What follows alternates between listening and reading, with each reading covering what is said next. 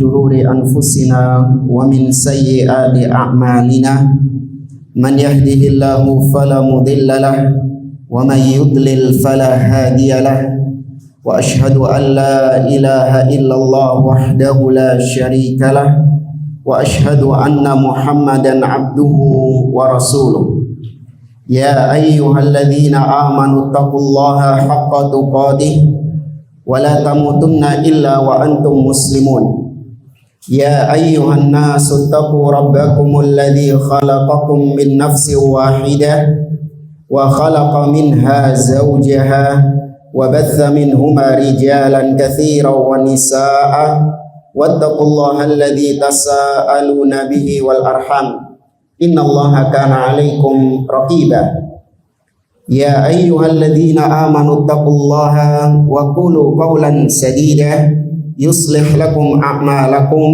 ويغفر لكم ذنوبكم ومن يطع الله ورسوله فقد فاز فوزا عظيما أما بعد فإن أصدق الحديث كتاب الله وخير الهدي هدي محمد صلى الله عليه وسلم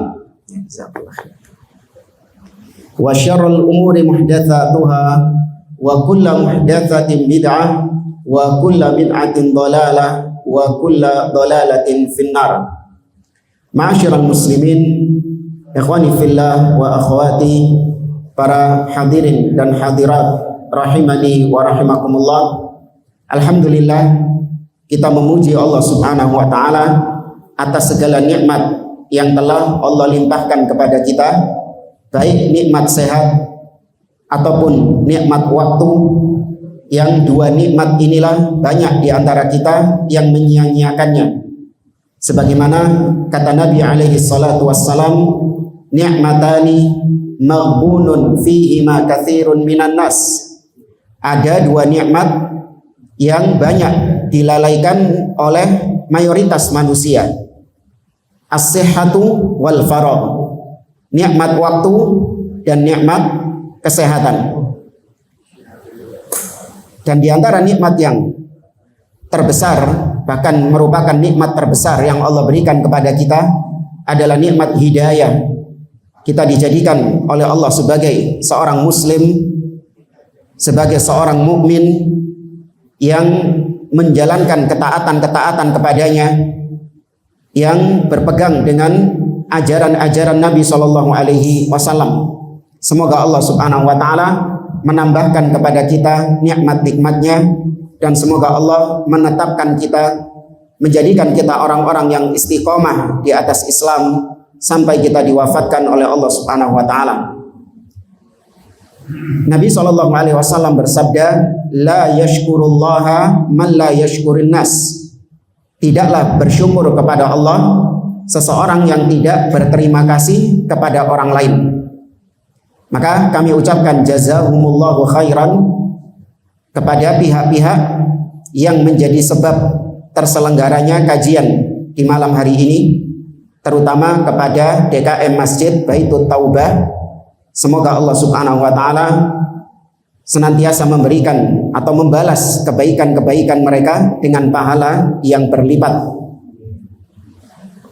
Kita kajian pada pertemuan malam hari ini melanjutkan kembali pembahasan kitab Fatawa Arkanil Islam, atau fatwa-fatwa yang berkaitan dengan rukun-rukun Islam, yang disampaikan oleh seorang ulama di abad ini, yaitu Syekh Muhammad bin Shalih Al-Utsaimin rahimahullah ta'ala. Sekarang kita lanjut, kata Syekh, an-naw'u tsani, jenis tauhid yang kedua adalah tauhidul uluhiyah. Ya, tauhid al-uluhiyah diambil dari kata-kata ilah. Ilah beda dengan Rob. Ya, tapi juga ada persamaannya. Kalau Rob itu tadi pemilik, pengatur, pencipta. Secara bahasa artinya itu. Bahkan sampai sekarang masih digunakan. Misalnya ada orang nanya, man rabbu hadzal bait? Siapa robnya rumah ini? Apa berarti maksudnya? Pemilik. Ya, siapa pemilik rumah ini? Rob Rabbu hadzal bait. Itu sampai sekarang masih digunakan oleh orang-orang Arab yang berbicara fasih, berbicara bahasa fusha, fasihah. Jadi jangan dibilang syirik ya.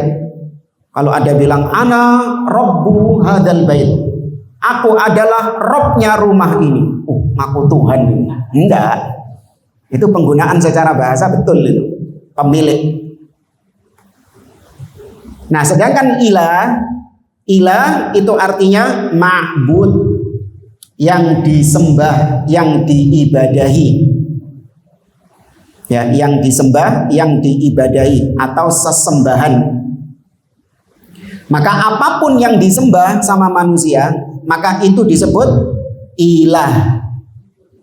Ada orang nyembah pohon, maka pohon itu disebut ilah. Ada orang nyembah batu, maka batu itu disebut ilah, dan seterusnya. Jadi banyak, ilah itu banyak, karena banyak yang disembah sama manusia. Tapi kita umat Islam wajib meyakini semua ilah yang disembah sama manusia itu adalah ilah yang batil. Semua yang disembah sama manusia tanpa terkecuali, semua yang disembah sama manusia kita katakan itu ilah yang batil. Sebagaimana tadi, semua yang ada di atas meja ini saya singkirkan semuanya. Baru kemudian saya tetapkan satu-satunya ilah yang hak hanya siapa? Allah Subhanahu wa taala. Allah berfirman dalam surat Al-Hajj, "Dzalika bi annallaha huwal haq wa annama yad'una min dunihi huwal batil." Yang demikian itu karena apa? Sesungguhnya apa yang disembah oleh manusia selain Allah itu adalah yang demikian itu karena Allah adalah sesembahan yang hak, dan yang disembah sama manusia selain Allah adalah sesembahan yang batil. Ustadz, ada yang nyembah Nabi Isa, masa itu sesembahan yang batil? Apa jawabannya? Nabi Isa loh, Nabi Isa nabi atau bukan? Iya, disembah. Apakah itu sesembahan yang batil? Iya, batil. Nabi Isa itu diutus untuk diikuti, bukan malah disembah. Kata beliau, wa huwa ifradullahi azza wa jalla bil ibadah. Tauhid uluhiyah ini adalah menjadikan Allah sendirian dalam ibadah. Ibadah apapun yang kita kerjakan, mau itu sholat, puasa, sedekah, kaji, umroh, baik ibadah hati seperti tawakal, ikhlas, ya mahabbah, cinta, kemudian khauf, rasa takut, ya, kemudian ibadah lisan seperti berzikir, membaca Al-Quran, ya berkata jujur.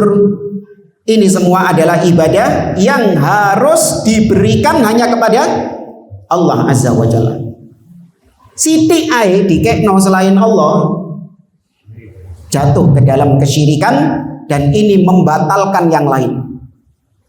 Ini bahayanya syirik. Ustadz, ada tetangga saya itu, dia itu kalau sholat dia berikan kepada Allah sholatnya itu, dia niatkan untuk Allah sholatnya itu, dia persembahkan untuk Allah sholatnya itu. Kalau dia puasa sama, dia persembahkan puasanya itu untuk Allah. Kalau dia menyembelih, ya berkurban atau akikah atau apapun itu, dia persembahkan sesembelihannya itu kepada Allah.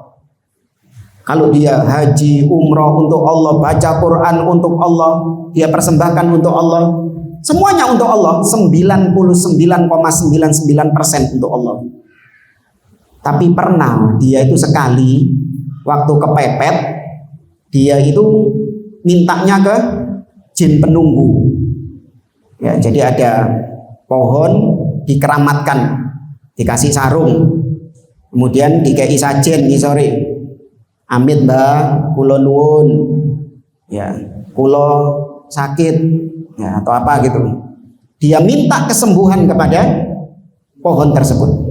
atau dia minta rizki kepada pohon tersebut, atau dia minta jodoh kepada pohon tersebut. Yang semuanya itu yang bisa melakukan cuman siapa? Yang bisa mengabulkan cuman siapa? Allah. Jadi jangan dianggap kalau minta kepada selain Allah pasti syirik. Enggak, lihat dulu jalur apa. Kalau itu bukan kekhususan Allah, maka itu bukan syirik. Kayak misalnya ini jatuh botol ini, kemudian saya minta kepada antum ambilkan. Syirik? Enggak. Karena mengambilkan botol yang jatuh bukan kekhususan Allah. Tapi kalau ngasih rizki, ngasih kesehatan, kemudian tadi mendatangkan jodoh, ini semua yang bisa melakukan cuma siapa? Allah subhanahu wa ta'ala. Maka jalue mintanya harus kepada Allah. Nah ini orang mintanya kepada selain Allah, kepada pohon, atau dia datang ke kuburan, ya kuburan wali siapa, wali fulan, dia minta kepada kuburan itu, mbak, ya minta ini mbak, ustadz atau syekh. Cuman itu toh, yang lain dia ibadahnya untuk Allah. Apa statusnya orang ini? Musyrik. Ustadz, masa yang 99,99% kalah sama 0,01%? Hah? Iya, kalah. Ya, kata para ulama, kaidahnya asyirku ghalab. Syirik itu mendominasi. Setitik kesyirikan itu akan merusak semua ibadah dia yang 99%. Allah subhanahu wa ta'ala berfirman, bahkan ini Allah ancamkan kepada Nabi SAW yang maksum. Nabi gak mungkin berbuat syirik. Tapi demikian karena saking parahnya kesyirikan, sampai-sampai sekelas Nabi SAW pun diwanti-wanti sama Allah dari berbuat syirik. Allah azza wa jalla berfirman, walaqad uhiya ilaika wa ilal ladzina min qablika la in asyrakta la yahbatanna amaluk walatakunanna minal khasirin. Dan sungguh telah diwahyukan kepadamu wahai Muhammad, dan bahkan kepada nabi-nabi sebelum engkau, apabila engkau berbuat syirik maka hanguslah semua amalanmu. La ilaha illallah. Kajine hilang, sholatnya selama bertahun-tahun itu ludes, ya, semua sodakohnya mungkin yang di total miliaran ludes semuanya gara-gara satu kesyirikan yang dia lakukan. Dan kau akan menjadi orang yang merugi di akhirat. Ini satu-satunya dosa yang dampaknya seperti tadi. Kemaksiatan saja nggak sampai seperti itu. Orang yang jatuh dalam kemaksiatan, orang berzina, minum khamr, orang mencuri, dosa apa enggak? Dosa. Tapi apakah semua ibadah yang dia kerjakan hangus? Tidak. Dosa iya tetap dosa. Ini bukan kita meremehkan maksiat ya, awas. Sebagian orang kadang gak apa-apa zina, pokoknya yang penting ojo syirik. Ya podo wae. Maksudnya nanti lama-kelamaan kau jatuh ke dalam kemaksiatan, lama-kelamaan kau juga syirik kepada Allah, kufur. Orang yang sudah terbiasa maksiat, lama-kelamaan dia akan menghalalkan maksiat itu. Nah, menghalalkan maksiat selevel dengan syirik. Ya, menghalalkan yang Allah haramkan itu kekufuran. Kembali ke sini. Kembali ke sini.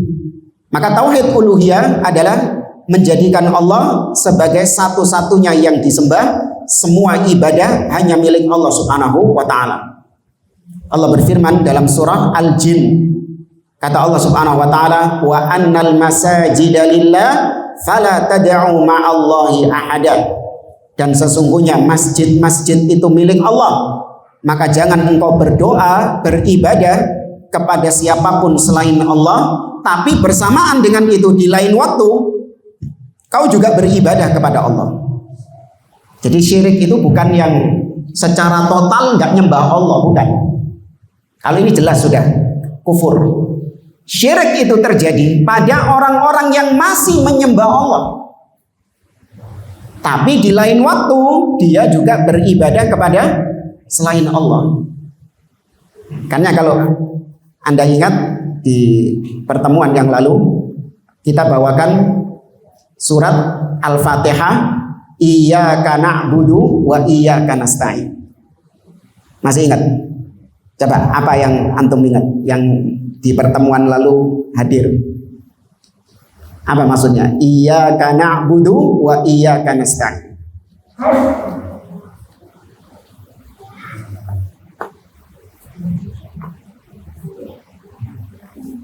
Nah, ini perlunya murojaah.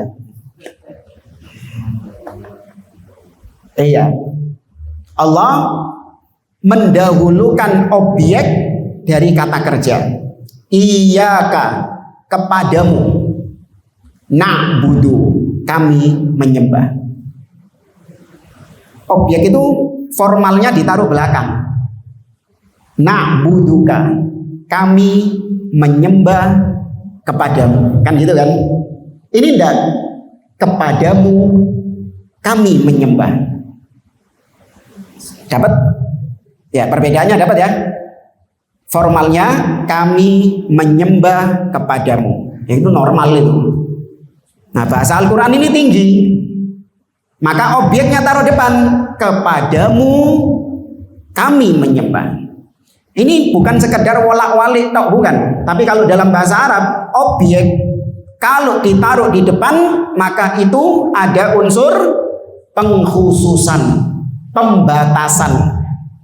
Sehingga muncul kata-kata hanya kepadamu tok kami menyembah. Berarti sing liyane gak disembah. Paham? Kalau kebalik, na'buduka, kami menyembah kepadamu, maka ini gak ada unsur pembatasan. Bisa saja dia nyembah Allah, betul dia nyembah Allah, tapi di lain kesempatan dia juga masih membuka pintu untuk menyembah selain Allah Azza wa Jalla. Itu kalau objeknya taruh belakang. Nah, kemarin tak pancing pertanyaan untuk membuktikan Anda paham apa enggak. Ya, pertanyaannya sama, saya pancing. Mana yang Anda katakan kepada istri Anda? Ini buat bapak-bapak ini. Mana yang Anda katakan kepada istri Anda? Yang pertama, uhibbuki. Ya, uhibbuki. Aku mencintaimu. Satu. Atau kalimat yang kedua, iyyaki uhibbu. Kepadamu aku mencintai. Mana yang Anda ucapkan kepada istri Anda? Yang kedua, ibu-ibu maunya yang mana? Yang kedua. Kenapa kok yang kedua, ibu-ibu? Ibu-ibu mudeng berarti. Ya. Berarti kalau suaminya ngomong uhibbuki, itu hati-hati. Ya. Betul, dia cinta kepada Anda, tapi tidak menutup kemungkinan di luar juga ada yang dicintai juga. Iya, banyak lagi. Bahaya. Nah, kalau suami Anda mengatakan iyyaki uhibbu, nah itu berarti suami Anda bertauhid, muwahhid. Iya, menjadikan Anda sebagai satu-satunya, the one and only istri. Sehingga dia menutup pintu kepada wanita-wanita lain. Tapi kalau rumah tangga nggak harus tauhid ya. Ya, boleh syirik kalau rumah tangga boleh syirik. Ya. Iya, diduakan kan? Diduakan, ditigakan, diempatkan boleh. Tapi kalau Allah harus tauhid. Iya. Nggak boleh diduakan. Dan kita kembali ke sini. Ini temanya tauhid ya, bukan yang antum bawa pulang nanti masalah istri 1, 2, 3 tadi. Enggak. Ini cuma contoh aja itu. Dan kita lanjutkan kata Syekh, bi alla yattakhidal insanu ma'allahi ahadan ya'buduhu wa yataqarrabu ilaihi kama ya'budullaha ta'ala wa yataqarrabu ilaihi. Tauhid uluhiyah adalah yaitu seseorang tidak mengambil sesembahan siapapun selain Allah Subhanahu wa taala yang nanti akan dia sembah sebagaimana dia menyembah Allah, yang nanti dia taqarrub, mendekatkan diri kepada sesembahan tersebut sebagaimana dia bertaqarrub kepada Allah. Wa hadzal naw'u minat tauhid huwa alladhi dhalla fihi al-musyrikun alladzina qatalahum an-nabiy sallallahu alaihi wasallam. Nah, tauhid uluhiyah inilah yang kaum musyrikin Quraisy, ya orang-orang Quraisy jahiliyah, Abu Jahal JS, mereka itu sesatnya dalam tauhid ini. Kalau rububiyah, mereka meyakini Allah itu satu-satunya pencipta yang memiliki, yang menguasai, yang mengatur. Abu Jahal JS percaya itu rububiyah itu. Sebagaimana banyak ayat di dalam Al-Quran, Allah mengatakan wala in sa'altahum man khalaqahum layaqulunallah. Apabila kau bertanya kepada mereka ini, Abu Jahal JS, siapa yang menciptakan kalian? Penciptaan. Tahu kita apa ini tadi? Rububiyah. Siapa yang menciptakan kalian, wahai Abu Jahal JS? Maka mereka mengatakan Allah. Ya. Qul man yarzuqukum, dalam surat Yunus Allah mengatakan qul man yarzuqukum minas sama'i wal ard amman yamlikus sam'a wal absar wa man yukhrijul hayya minal mayyit wa yukhrijul mayyita minal hayy wa man yudabbirul amra fasayaquluna Allah faqul afala tattaqun. Katakanlah, siapa yang memberi kalian rizki dari langit dan bumi? Rububiyah. Siapa yang memiliki pendengaran dan penglihatan yang sempurna? Ini dalam bab asma wa sifat. Siapa yang menghidupkan yang mati dan mematikan yang hidup? Ini juga berkaitan rububiyah. Dan siapa yang mengatur segala urusan? Rububiyah juga. Semua pertanyaan ini kalau ditanyakan kepada Abu Jahal JS, fasayaqulunallah. Allah sendiri yang menjawab. Delokna ya, pasti mereka akan menjawab Allah. Tapi kenapa mereka tetap dikatakan musyrikun? Karena mereka tidak mencukupkan sesembahan hanya satu saja. Mereka menjadikan sesembahan-sesembahan itu banyak.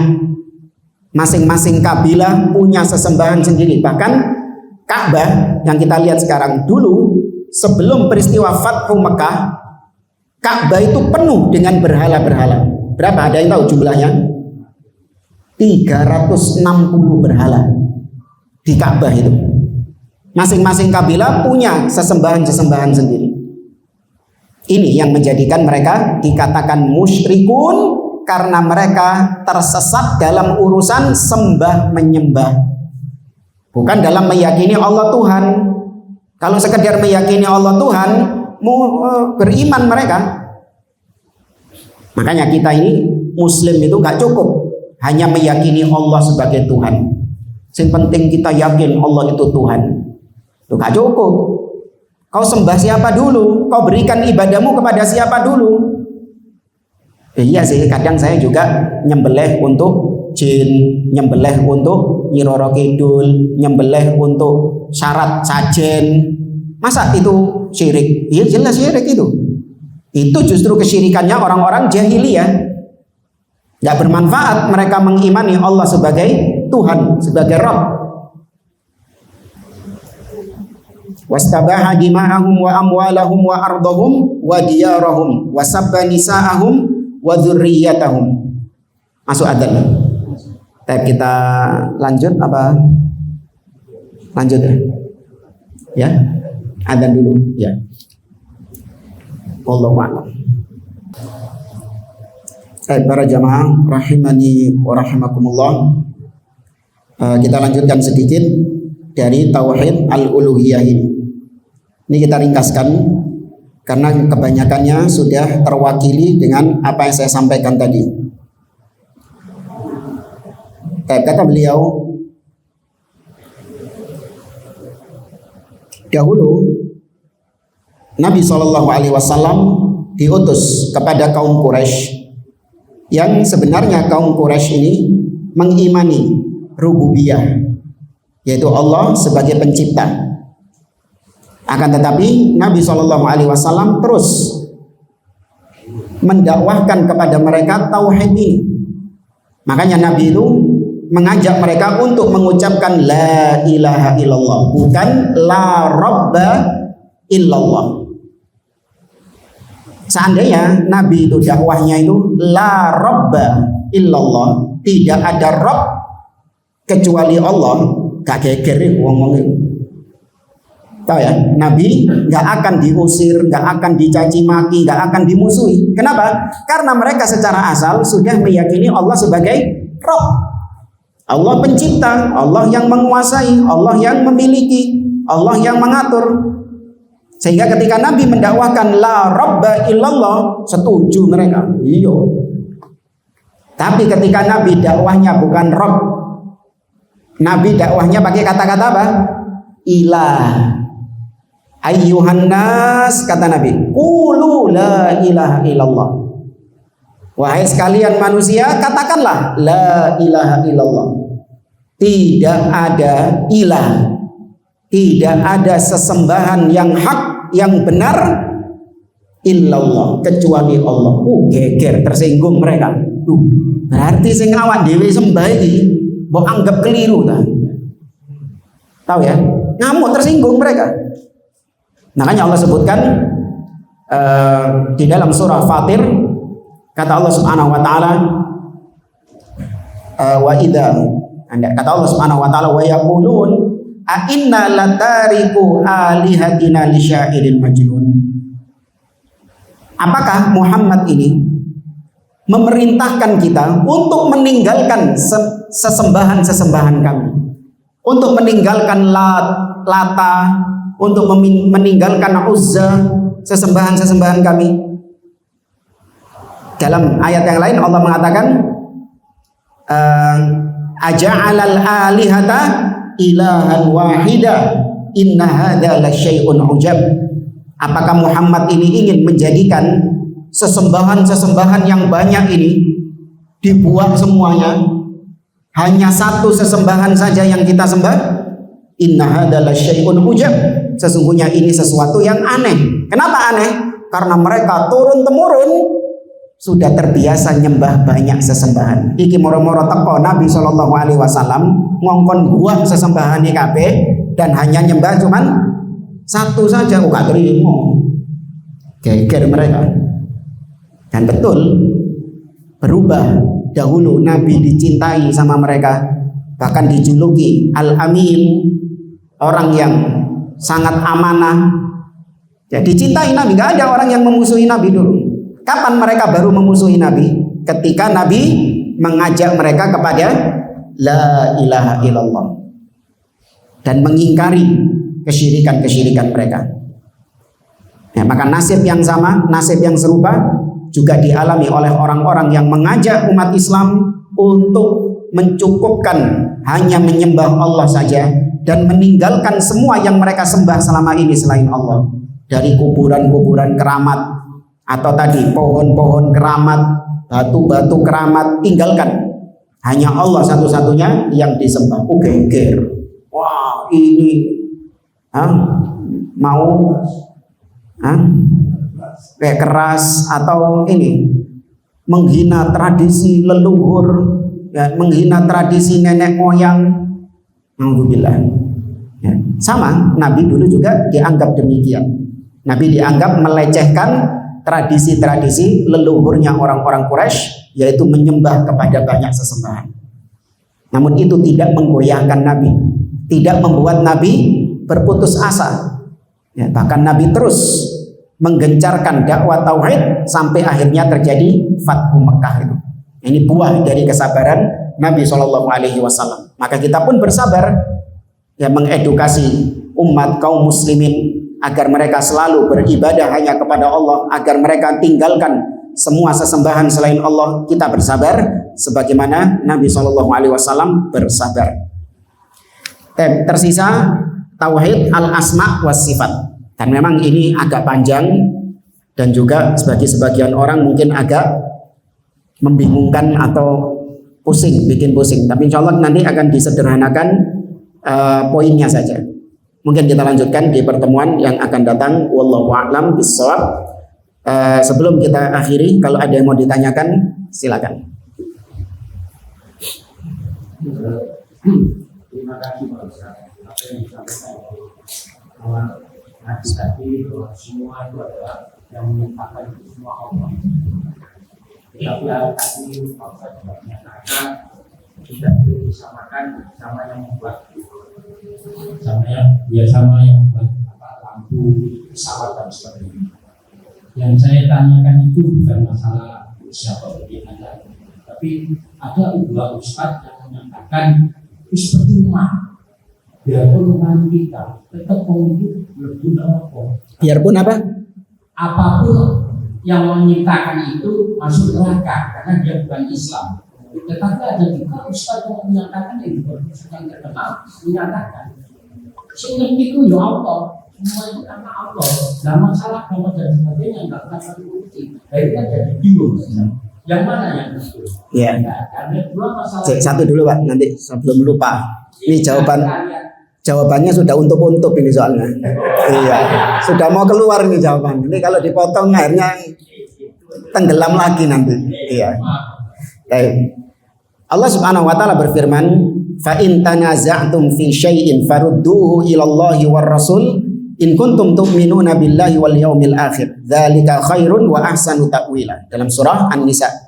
Kata Allah, apabila kalian berselisih tentang suatu permasalahan, maka kembalikan kepada Allah. Yaitu kembalikan kepada Al-Qur'an. Wa ilar Rasul, dan kembalikan kepada Rasul, yaitu kembali kepada hadits-hadits Nabi. Oke, maka terjadi perselisihan tadi. Apakah orang-orang kafir tadi itu yang menciptakan ini itu masuk neraka atau itu urusannya Allah? Maka kita katakan kembalikan kepada Al-Qur'an, kembalikan kepada dalil.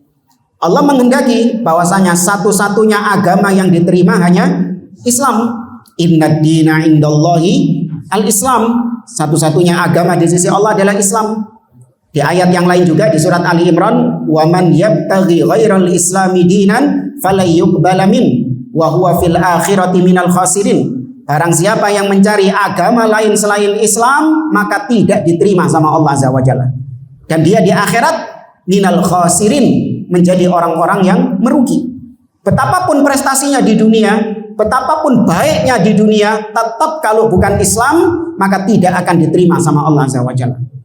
Secara logika kalau diibaratkan seperti ada orang gak pernah dia ini daftar di suatu sekolah atau suatu universitas, gak pernah dia tercatat sebagai mahasiswa di situ. Tahu-tahu ketika ujian dia ikut ujian dan menjawab semua pertanyaan dan betul semuanya. Ya Pak, lulus gak ini? Gak bakal lulus. Kenapa salahnya dia? Iya gak daftar kon itu. Coba kon daftar di ya kan, tercatat sebagai mahasiswa di kampus ini, lulus kon tak kayak ijazah. Ini gak murah-murah njaluk ijazah. Mana ijazah saya? Saya bisa jawab ujian loh ini. Hah? Iya tidak. Loh kok nyambung kono. Baik, itu jawaban secara logika. Namun atau kalau mau ditambahkan di surat Al-Bayyinah Allah mengatakan innal ladzina kafaru min ahlil kitabi wal musyrikina fi nari jahannam khalidina fiha ulaika hum syarrul bariyah. Jelas orang kafir masuk neraka. Cuman ini vonis secara apa? Umum. Nah, adapun kalau diterapkan kepada individu-individu, Pak Fulan, Bu Fulana, yang dia mati di atas kekafiran, maka nggak boleh kita langsung menjudge, memvonis pasti neraka. Itu betul. Jadi pahami, bedakan antara vonis umum dengan vonis individunya, personalnya. Kalau vonis umum, boleh kita mengatakan semua orang yang matinya bukan Islam pasti neraka. Kita nggak ragu akan hal itu. Namun ada tetangga kita, Pak Fulan, dia bukan Islam, mati. Maka dohirnya dia tidak beriman. Maka tunaikan dia sesuai dohirnya. Tidak kita doakan, tidak kita sholatkan, kita tidak memakamkan di pemakaman Islam. Karena dohirnya itu kafir. Namun kalau ditanya, masuk mana dia? Itu kita tidak bisa memvonis. Kenapa demikian? Karena ini perkara gaib. Perkara gaib. surga neraka ini perkara gaib. Kita nggak bisa memastikan dia pasti neraka atau bahkan kita vonis dia surga, enggak. Kenapa demikian? Ada kemungkinan-kemungkinan yang menjadikan kita akhirnya nggak berani berbicara di situ. Seperti misalnya pernah tahu kisah tentang orang yang ketika berperang, sahabat yang ketika berperang luar biasa, beraninya luar biasa, sampai-sampai sahabat-sahabat yang lain kagum dengan dia. Tapi Nabi mendapatkan wahyu dari Allah. Nabi mengatakan amma huwa min ahlin nar. Adapun dia ini penghuni neraka. Heran para sahabat, wani koyong ini kok diwara penghuni neraka. Maka diikuti ini. Ternyata betul ketika dalam kondisi yang sakit parah, maka dia membunuh dirinya sendiri. Nah, itu kan dikasih tahu sama Nabi. Coba tidak dikasih tahu, maka dia dihukumi apa sama orang-orang? Syahid. Ya kan? Dia dihukumi syahid sama orang-orang karena zahirnya memang seperti mati syahid. Dan intinya kita tidak boleh memvonis individu kecuali kalau ada dalil yang secara nyata gamblang menyebutkan namanya. Seperti Anda kalau ditanya Nabi Muhammad SAW masuk mana? Jangan wallahu a'lam. Ya, pasti surga. Ya, misalnya Allah mengatakan inna a'tainaka al-kautsar. Sesungguhnya kami telah memberikan kepadamu wahai Muhammad al-kautsar. Di antara tafsiran al-kautsar adalah sungai yang ada di surga. Maka Allah sudah memvonis Nabi surga. Abu Bakar As-Siddiq surga. Berdasarkan sabda Nabi, Abu Bakrin fil jannah, Umar fil jannah, Utsman fil jannah, Ali fil jannah, Abdurrahman bin Auf fil jannah, Talha bin Ubaidillah fil jannah, Sa'ad bin Abi Waqqas fil jannah, Sa'id bin Zaid fil jannah, Az-Zubair ibnul Awam fil jannah, Abu Ubaidah ibnul Jarrah fil jannah. Ini 10 orang yang sudah dipastikan surga. Maka kita pastikan juga. Yang neraka juga demikian. Abu Lahab di mana? Jangan bilang wallahu a'lam. Hah? Jelas ayatnya, tabat yada abi lahabin wa tab ma aghna anhu maluhu wa ma kasab sayasla naron. Nah, sayasla naron, maka dia masuk neraka. Adapun yang tidak disebut namanya seperti tetangga kita sekarang, Pak Fulan, ada nggak disebut namanya dalam Al-Quran? Nggak ada. Bu Fulana, nggak ada. Maka ya sudah, tunaikan dia sebagai jenazah kafir, ojo disembahyang, ojo disolati, didungakno, ojo dikubur di pekuburan Islam. Wes, itu. Cuman sampai situ dok. Adapun urusan akhirat, maka kita tidak mengetahuinya kecuali dengan dalil. Paham ya jamaah ya? Ya. Jadi itu kalau mau digabungkan. Terserah ini. Jadi Pak Ustaz, apa yang disampaikan Pak Ustaz tadi ada salah satu ustaz yang menyatakan semua kapal dibangun Allah dikabulkan dari tadinya seperti itu. Tapi kenyataannya memang ada Pak Ustaz. Ada mengapa tokoh-tokoh agama pemerintah itu kok tidak ditegar Ustaz. Padahal malah semuanya itu susah. Kalau tidak saya izin malaikat tidak akan mungkin ngambil mandu.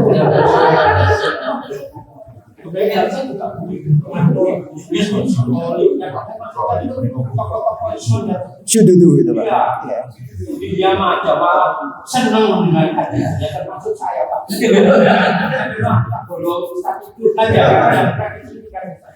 Baik. Tugas kita adalah berhusnudzon kepada para penguasa karena mereka memiliki pertimbangan maslahat dan mafsadat. Ini husnudzon kita ya.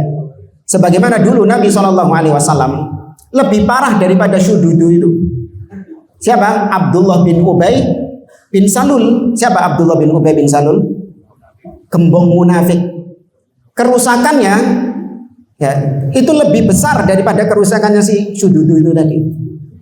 Di mana Abdullah bin Ubay bin Salul ini banyak membuat onar di tengah kaum muslimin para sahabat ketika menuduh Aisyah berzina. Itu Abdullah bin Ubay bin Salul.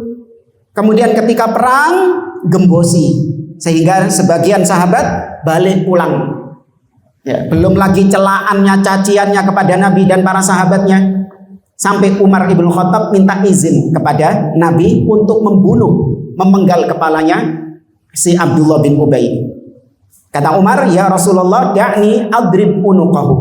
Wahai Rasulullah, izinkan aku memenggal kepalanya Abdullah. Diizinkan sama Nabi? Lah, jangan. Padahal Nabi sudah jadi penguasa. Kalau Nabi katakan, yo patenono, mati itu. Tapi Nabi enggak, jangan dibunuh. Kenapa kok jangan? Padahal kerusakannya sudah luar biasa. Nabi mempertimbangkan apa? Maslahat dan mafsadat. Yaitu kata beliau, hatta la yuqal anna Muhammadan qatala ashabah. Aku tidak mau orang-orang di luar sana akan menuduh Muhammad membunuh sahabatnya sendiri. Karena Abdullah bin Ubay dohirnya seperti siapa? Sahabat yang lain. Karena namanya munafik itu menampakkan keislaman, menyembunyikan kekafirannya, kekufurannya. Maka Nabi tidak membunuhnya karena tadi pertimbangan maslahat dan mafsadat. Ya, maka demikian juga kalau kita huzuzan kepada penguasa, kenapa orang-orang yang menyimpang bahkan dengan penyimpangan yang sangat luar biasa seperti itu kok tidak ditindak tegas? Ya, padahal dahulu di zaman salaf, ya para perusak agama itu dieksekusi mereka, dibunuh mereka ini sama pemimpin, sama pemerintah. Ya, namun sekali lagi pemerintah memiliki wewenang untuk mempertimbangkan maslahat dan mafsadatnya. Nah, kita ini yang lihat dari bawah sebagai rakyat, mungkin kita nggak nampak mafsadat dan maslahatnya itu apa. Tapi mereka yang ada di atas, mereka yang bisa lihat maslahat dan mafsadatnya. Ibarat seperti kalau nonton bola ya, sekarang lagi musim bola itu. Nah, view pemain dengan view penonton sama atau beda? Beda. Pemain itu view-nya terbatas. Sedangkan penonton view-nya apa? Lebih luas. POV-nya itu lebih luas. Sehingga sing rame dewe biasanya penonton nih. Kok gak diumpam burimu kosong itu. Loh, pemainnya enggak tahu belakangnya kosong itu. Yang tahu belakangnya kosong itu siapa?